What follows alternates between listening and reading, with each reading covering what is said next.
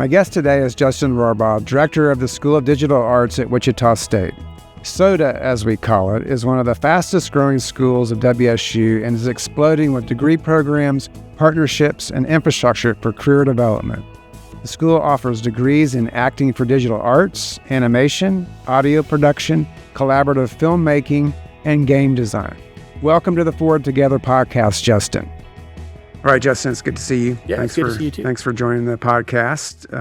We haven't had anybody from the School of Digital Arts here, and I don't know if you remember, I was the one that was sort of pushing that through the Board of Regents approval and all the bookwork and all that goes, and the paperwork that goes into getting new programs and schools established. So I'm glad that we've had lots of success. And so speaking of that, it's only been in existence for about 5 years, but it's experienced incredible growth. As a matter of fact, one of the largest growth in terms of students pretty much at the university over the last 5 years. Can you talk about some of the unique offerings of the degree? And it's actually a different kind of degree, too, than in terms of the bachelor's degree that it is, and what you think is so attractive for prospective students. Sure, absolutely. First of all, thanks for having me on. It's great to come out and have the chance to talk a little bit about what we do with the School of Digital Arts. And thank you very much for all your work, pushing that through and getting us where we're at today. Yeah.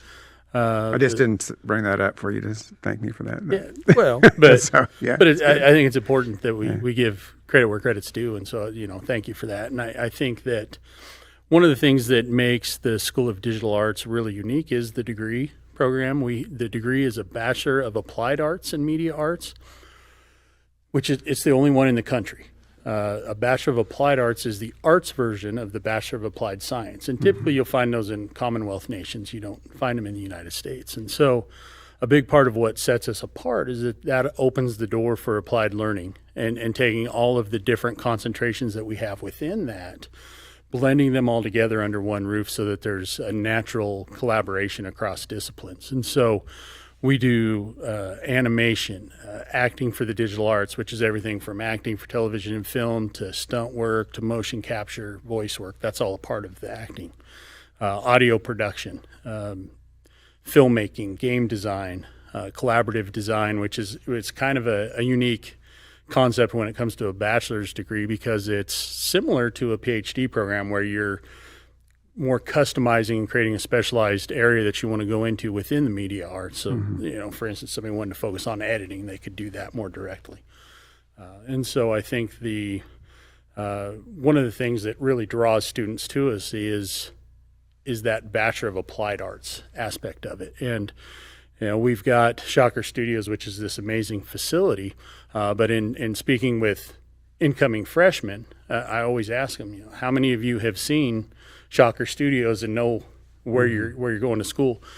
And it's been surprising to see that less than 50% have ever been there for a tour. And so that tells me they're coming for the degree.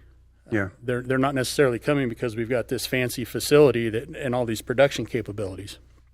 They're coming for the degree. And we've got students that have come from all over the world. I have a student that's here from Singapore. I had a student just graduate from Spain that we would have sworn he was here for audio production, but he was a game design student.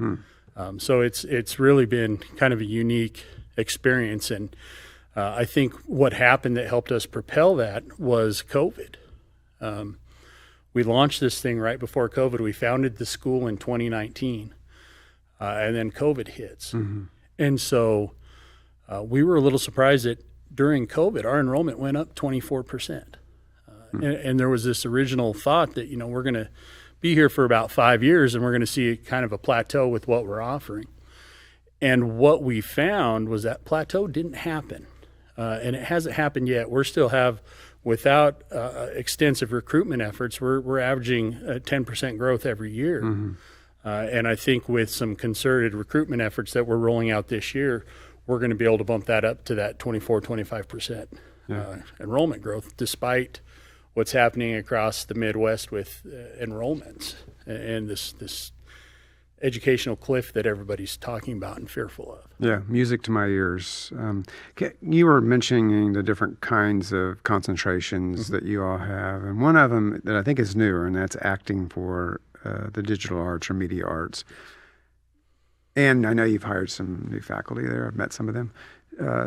Tell me more about that and how a student engages around that particular concentration. What would they be doing because when I'm thinking acting, are they actually acting, or are they on the production side of doing that kind of work, or is it both? Right. So when you look at acting for the digital arts that we have, it's acting on television, on screen.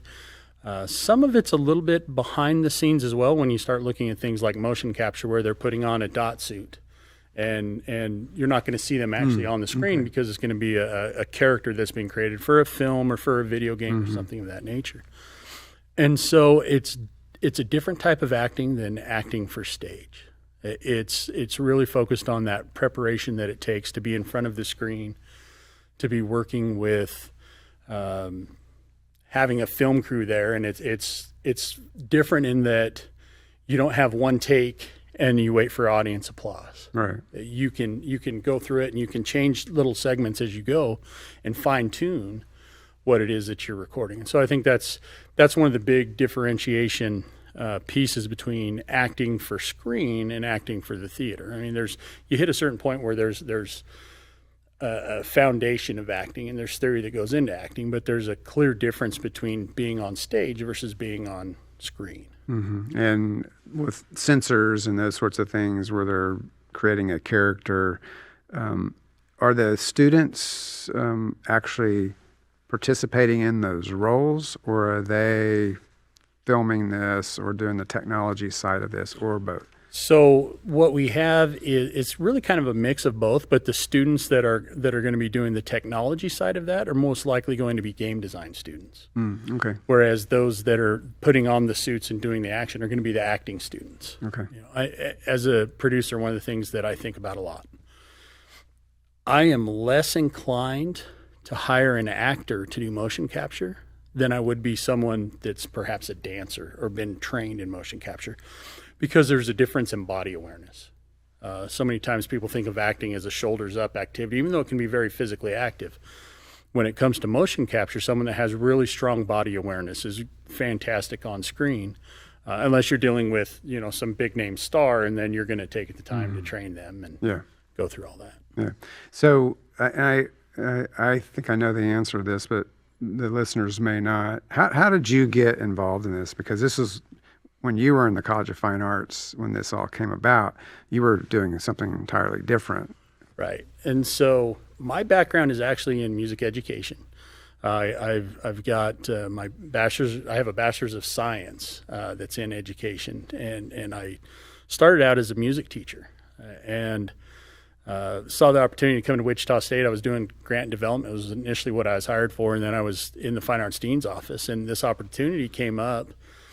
And from the time I started at Wichita State, I'd become familiar with the space that we're currently in, and knew a lot of the people that were working there. And it was one of those things that I was working on my PhD at the University of Nebraska, focused on higher ed administration and leadership. Mm-hmm. And the focus was really on how can we make these programs bigger, better, stronger?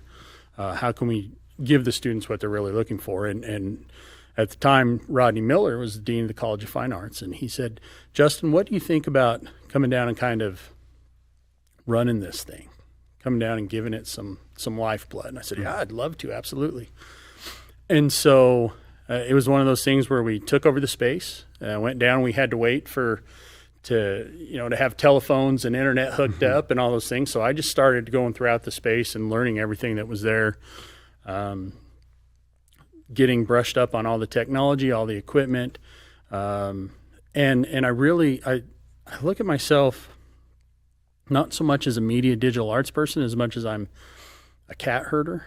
Mm-hmm. And we joke about that a lot in administration, but I think my job is to hire really brilliant, creative people and to bring them to the table, and then to get out of the way and let them create amazing things. Yeah, that's the best way to get things done. That's kind of how I view it too. Cat herder. Yeah, that's what I do. Yeah. I know our students, and you mentioned this earlier, that part of the design of the degree of the Bachelor of Applied Arts is to more fully embrace our applied learning model that we have at the university. And I know there's some interesting things that students are engaged in this degree program and the various concentrations. Can you talk about a couple of those so the listeners have a good understanding of applied learning in the School of Digital Arts? Sure, absolutely. A lot of the applied learning things that we look at are very heavy production based. For instance, we did some work with Spirit Aerosystems where they came in and they said, we need these 3D animated videos that our research and tech team can share with leadership. So we can take this concept that we're dreaming about and try to bring it to life without spending all the money to create these things and hope that they'll work.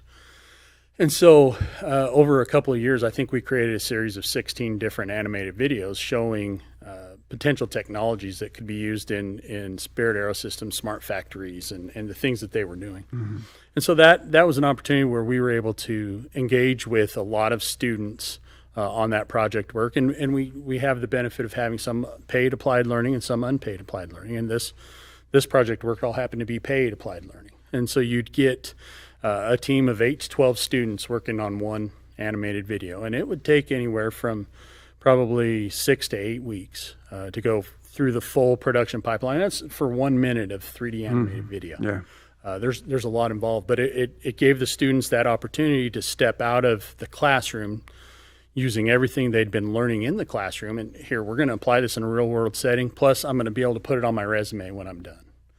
And so that was one of the big thinking of animation. One of the things that we did that kind of kicked that off. We've got probably a little over 150 different partners and clients that we've done work with in the time we've been there. And applied learning is central to what we do. One of the things that we do is for each of our technological areas. So our recording studios, editing suite, animation studio, synthetic scenes, which is our LED virtual production studio. We hire student technicians to come in, learn the technical side of how all of that works. And then they work with other students. When students come in, they'll troubleshoot. We'll get phone calls. Hey, I would love to come use the recording studios. And our student technicians say, okay, well, here's a QR code. You can select from all these different student engineers, pick someone, and then the students negotiate a rate to work directly with whomever's needing that work done. So it gives them some opportunity to apply that real world. How do I negotiate my rate? How do I value what it is that I bring as a creative? And I think that's, until you can do that in real time in a real world setting, you don't have a strong understanding of what does that mean and how challenging it is, particularly for artists, to value their work. Yeah. So how many people now are working in the school? So do you mean total working or faculty? Faculty, staff. Faculty, staff. Right now we have 1, 2, 3, 4, 5, 6 full-time faculty. We have 2 staff. We're currently searching for a 3rd staff to help with recruitment and communications. We're looking to hire a couple more faculty this year that would move into our growth plan for next year. And when it comes to adjuncts, I get to work with some really amazing people. And so we probably have a cadre of around 20 adjuncts. I've got one person in particular, Doug Kimball. He was front of house sound for bands going back to Velvet Revolver and Journey and Def Leppard, all these different bands. And he goes, my last gig was Aerosmith's 50th anniversary tour. I did front of house sound. He goes, I'm ready to be back in Wichita to slow things down. So he's teaching our advanced live sound class. Okay. And he's teaching music business. And so he's got that real world experience. And he just turned down, there's a group of bands that's touring right now that's, he turned them down and said, no, I'm teaching at Wichita State this year. I can't do that. And I was like, wow, that's that's pretty cool. Mm-hmm. So we get people exposed to folks like that. And one of the things that I'm really excited about too is we have a very diverse faculty. We have of our full-time faculty, we're at just under 50% Hispanic or Latino. Oh, wow. And to me, that's really exciting. That's the demographic of our student body, moving towards that. Yeah, absolutely. So I know you have some new technologies. Recently had an open house last week, and it provides all kinds of incredible experiences, not just for students, but also the school and being able to connect with other organizations that need your services. Can you tell us more about what some of those things are? Sure. So I'll kind of run through the list because there's actually quite a bit. We have our film studio that's got different colored cycloramas where we've done filming with Netflix and Freddy's Frozen Custard and Hustler Turf Lawnmowers, just a variety of things. We've got recording studios, both digital and analog. We just finished doing some stuff with Schofield Honda, some voiceover work for them in there. We have a virtual driving simulator in our game design studio that students can develop and use this actual simulator to show the movement of what would happen. We have our own podcast studio. We've got a sitcom set we built. So many times theater programs, they'll build a set, they'll do their show, and then they tear it down. For us, I wanted a set that we could build and that could live there, and our filmmaking students could come in and they can learn how to do multi-camera shots. They can learn how to light it. The acting students can come in and learn how to manipulate and use the set. So we built one and said, this is, and you don't always think of technology as being something that's that simple, but it really is. Having that physical set is a significant piece of technology that the students get to use. And then you flip the gamut to our most recent acquisition. We've partnered with Justin McClure Creative to create what is called Synthetic Scenes, which is a massive LED wall to do virtual production, which was a technology that we'd started looking at right as we were forming the school. We're like, I saw one of these in the University of Michigan at the Duderstadt. And I said, wow, we need that. And Dean Miller, he goes, yeah, why don't you check into that? And so we started looking and found out really quick that it was going to be cost prohibitive. And so we started looking at options and things we could do. And now we've developed this partnership to where we physically have on site, a 35-foot by 12-foot curved wall that we can do virtual production on, similar to shows like The Mandalorian and some of these that create virtual sets.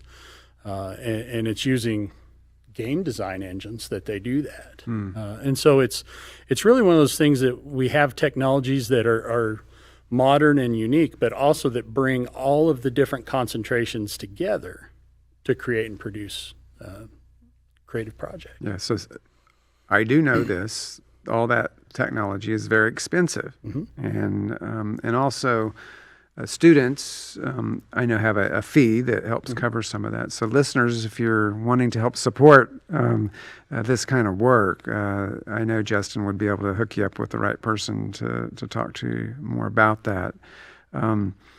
So one other thing I wanted to ask you before we move on, what is the most popular concentration? There's 6 of them now? Yeah, I think the most popular of them all is game design. We have right around 165, 170 students that are in game design right now. Followed closely by animation, that's around 120 to 130. And film is over 100. Audio production, we did a major revamping of. And it went from being maybe 20 to 30 students to 70. And I expect it will continue to grow. Acting's new, so it's one of our smaller concentrations, but I anticipate it's going to grow as well. Yeah, well, and I keep coming back to acting because I think it's interesting.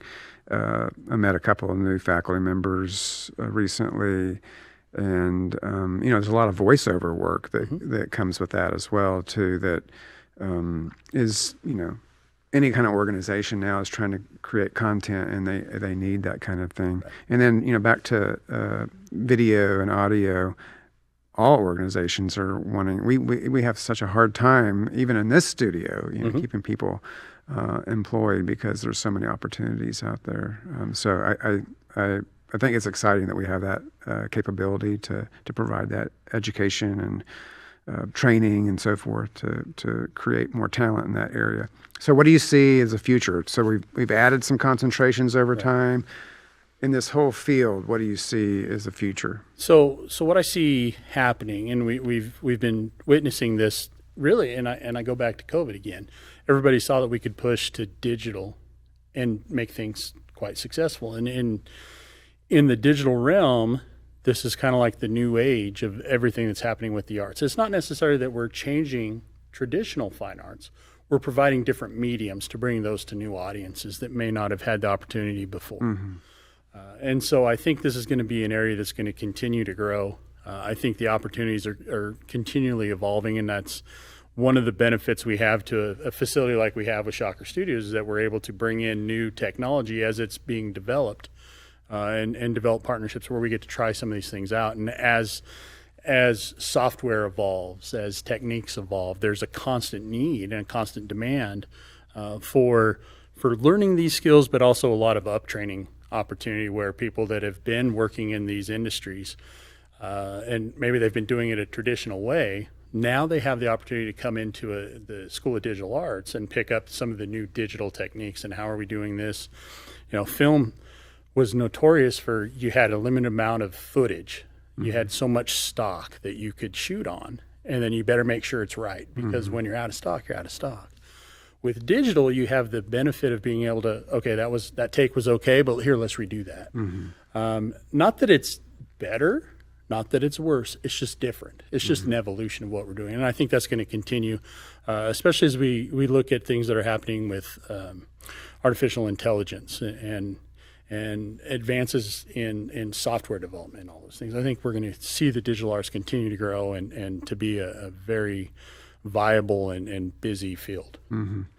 And so tell me a little bit more about, you said that this is the only BAA in the country, and but what is the nearest competition, if you will, of universities that have something similar to this particular school? So it's the BA in media arts specifically is the only one in the country. There are schools, Savannah College of Art and Design. They have a lot of programs that are very similar. Where's that located? It's in Atlanta, Georgia. Okay. Or Savannah, Georgia. Okay.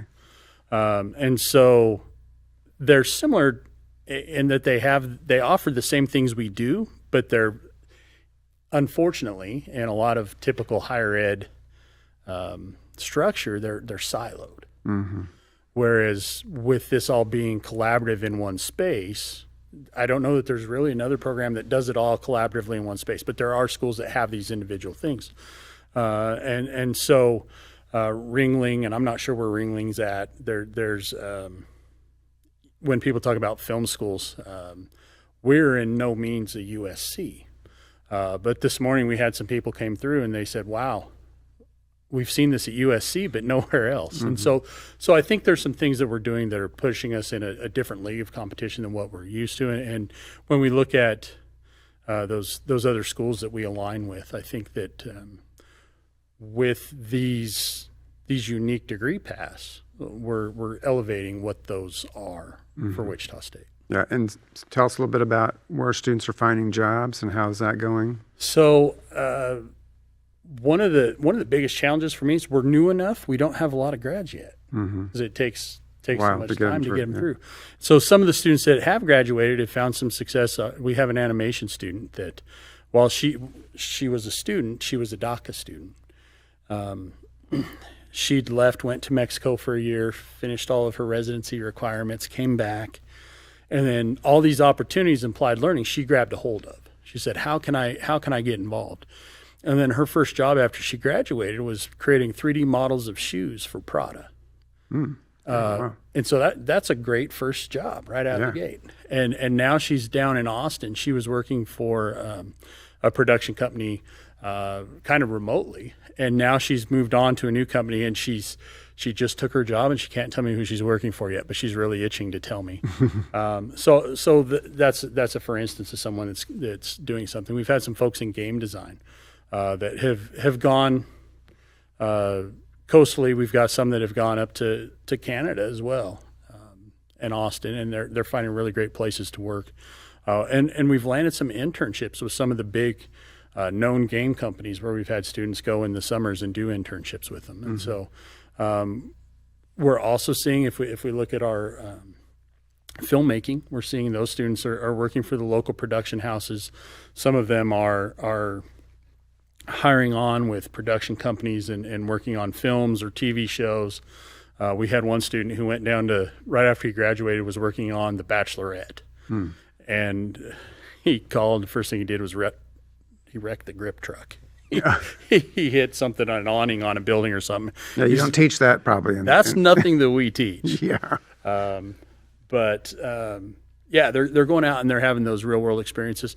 I'm hopeful for the day that we'll see more of that they're not leaving the state of Kansas and they're getting to do more of that here in the state. And so there's some things that are happening in that avenue that hopefully will come to fruition and that will bring more opportunities. I know that there's an animation company that's going to be locating an office here in Wichita, and they've home offices in the UK. So for Wichita to draw that type of talent and that opportunity to the area, I think is a big opportunity for the students that we have.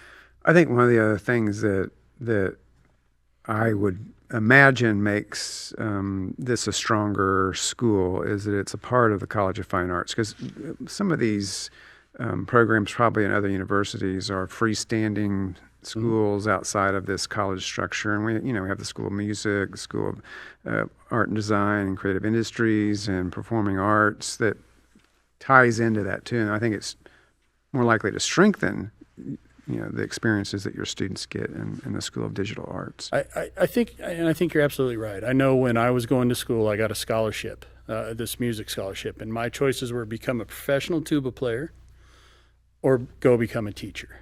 Well, I didn't want to be a professional tuba player. It didn't appeal to me. So I went to become a teacher.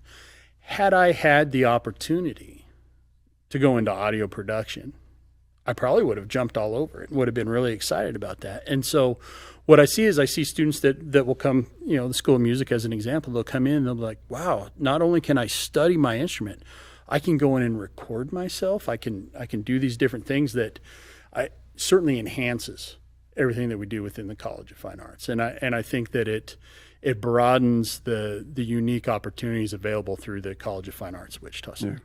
And, I have to put a plug in for the College of Fine Arts. It's one of the few comprehensive colleges of fine arts in our region where you see all the various collections of majors and the performing arts, the music art, and all of this, what you're doing all together. So I think that's awesome. Okay, so finally, it's kind of a fun thing. If you could remake any movie or TV show in Shocker Studios, what would that be? If it's more than one, that's fine too. So that's a great question. And one of the first things that it comes to mind is I think about the original Star Trek because of the holodeck. And I think of, with us having this virtual production space, we literally have the holodeck sitting down at Shocker Studios where we can create those very things. So I think it would be fun to recreate Star Trek. But I also think there's some opportunity for some things that could happen in Kansas that we could film that would highlight Kansas as a state and Wichita as the city that it is, that I think would be fun. And I don't know that it's necessarily a remake. And I was speaking with a team of faculty earlier, and we were kind of posing this question to each other. What if we could remake something? What would it be? And someone said, it'd be really cool to remake Cheers, because it's that quintessential small town America. This is the everyman's place to come and have a beer and relax. And they thought that would be a lot of fun to remake something like that. So I think for me, it was the Star Trek thing. I think recreating that would be a lot of fun. And if I could have William Shatner back in his prime as being there, that would be a whole other element. But you could create that. We could create that vision, right? In the concentration for acting and sure, so absolutely. We could make it happen. He doesn't have to be there. Yeah. So Yeah. Well, thanks for that. And it's good to see you. Thank you for your leadership. The school is only 5 years old, and we have all of these students majoring in this particular area that we wouldn't have had if it wasn't for you and others who had this vision and put it together. So we thank you so much for that. And thanks for stopping by the podcast. Thank you, Rick. And thank you all for listening. And be sure to rate, review, and subscribe wherever you listen to the Forward Together podcast. Go Shockers!